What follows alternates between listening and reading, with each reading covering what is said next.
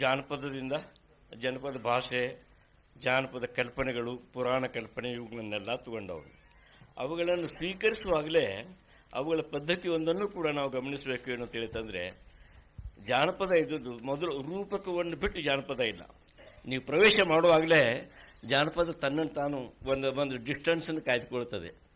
ಒಂದಾನೊಂದು ಕಾಲದಲ್ಲಿ ಒಬ್ಬನೊಬ್ಬ ರಾಜ ಇದ್ದ ಅಂತ ಹೇಳಿತಂದರೆ ಇಷ್ಟು ಹೇಳಿದರೆ ಸಾಕು, ಅವ ಯಾವುದೇ ಕಾಲದ ರಾಜ ಆಗ್ಬೋದು, ಯಾವುದೇ ದೇಶದ ರಾಜ ಆಗ್ಬೋದು, ಯಾವುದೋ ಒಂದು ಪರ್ಟಿಕ್ಯುಲರ್ ಸೀಮೆಯ ರಾಜ ಆಗೋದಿಲ್ಲ. ಒಮ್ಮೆಲೆ ಆ ಪಾತ್ರ ಇದ್ದದ್ದು ಯೂನಿವರ್ಸಲ್ ಆಗಿಬಿಡ್ತದೆ.